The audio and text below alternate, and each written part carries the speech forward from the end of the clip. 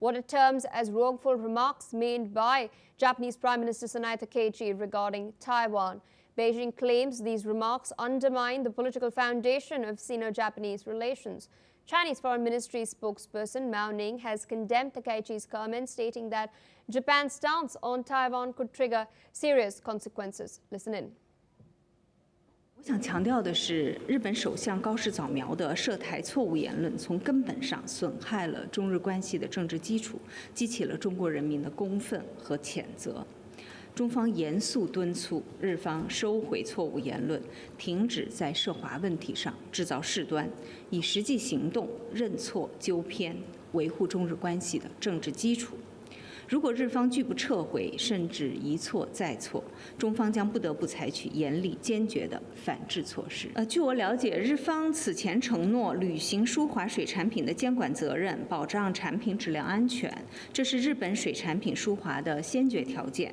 但是日方目前未能提供所承诺的技术材料。 我还想强调的是，近期由于日本首相高市早苗倒行逆施，在台湾等重大问题上错误言论，引起中国民众的强烈公愤。当前形势下，即使日本水产品向中国出， Meanwhile, a survey by Chinese media has found that a majority of global respondents viewed Takaichi's remarks as a dangerous pretext for Japan's military expansion. Now, post this report, the spokeswoman for the State Council Taiwan Affairs Office has reacted in the following manner. 这份民调的结果表明，历史不会被遗忘，更不会被篡改。日本首相高市早苗公然抛出涉台挑衅言论，妄图介入台海局势，否定抗战胜利成果，为军国主义招魂，是对国际正义的践踏，对战后国际秩序的挑衅。 对中日关系的严重破坏，不得不令国际社会强烈质疑和担忧。台湾方必须再次强调，台湾问题是中国的内政，不容任何外来干涉。日方应立即停止干涉中国内政，停止挑衅越线，不要在错误的道路上越走越远。 Joining us on the broadcast is Mr. Andrew K.P. Leung. He is a strategist focusing on China. Thank you so much, sir, for taking our time and speaking to us on NewsX World. We've, of course, heard what the Chinese spokesperson has had to say. China has issued a stern warning to Japan over Sanae Takaichi's remarks. They'd already termed them as erroneous, but now they've gone on to state that these have fundamentally damaged Sino-Japanese relations, and Beijing is also demanding Japan to retract the comments that were made by Takaichi.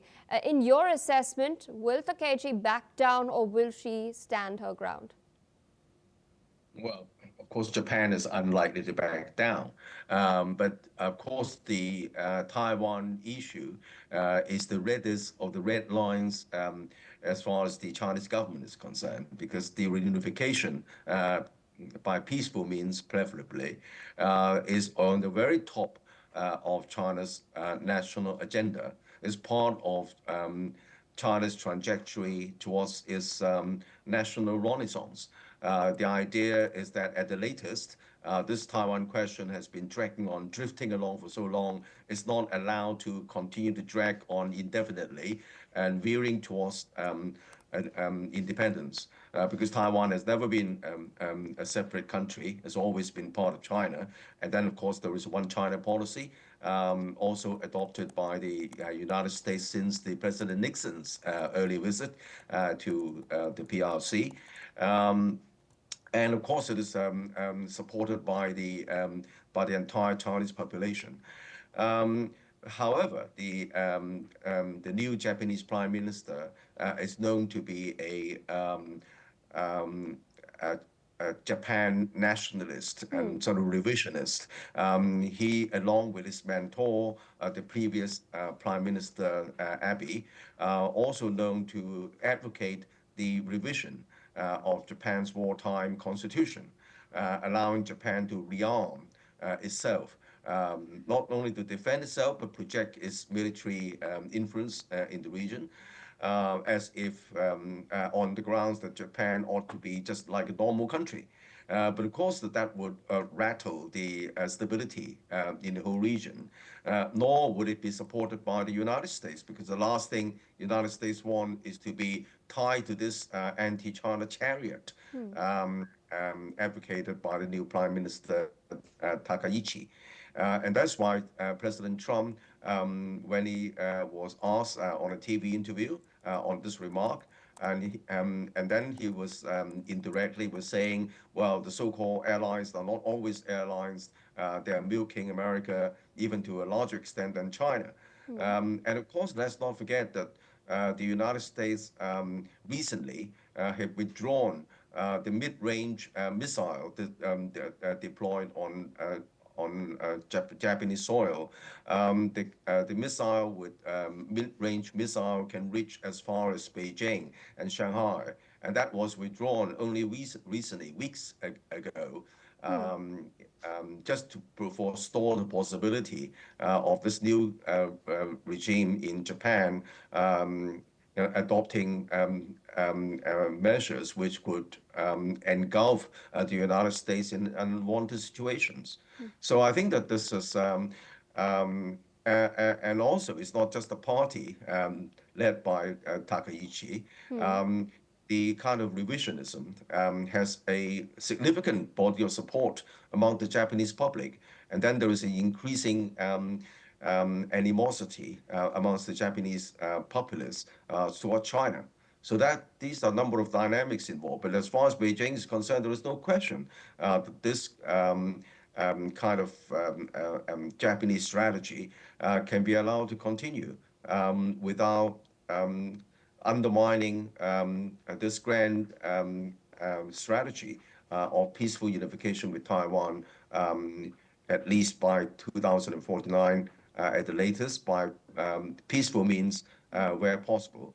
And of course, the peaceful means has been enshrined in 3 white papers published by Beijing over the past decades. The last coincided with the visit of the provocative visit of Nancy Pelosi. How peaceful unification is going to be achieved, because the most of the Taiwanese people do not support unification, nor do they dare to declare independence.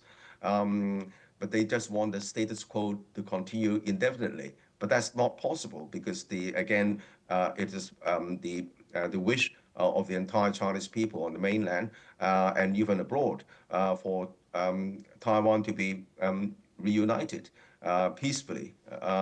Now, the peaceful unification, there is a momentum being set in, first of all, by military coercion, if you like, or deterrence against any movement towards independence.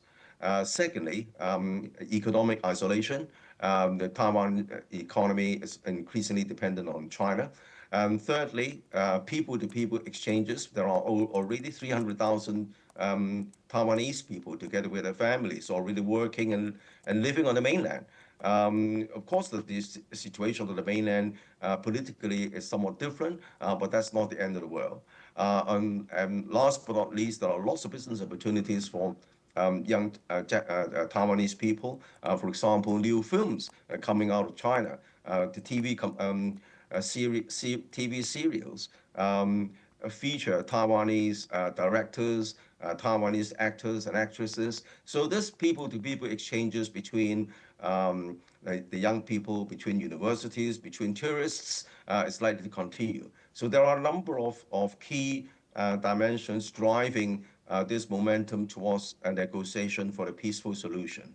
The last thing Beijing wants is for Takaichi's very unhelpful remark, which can rattle stability of the region and could potentially drag even the United States into an unwanted situation or consequences.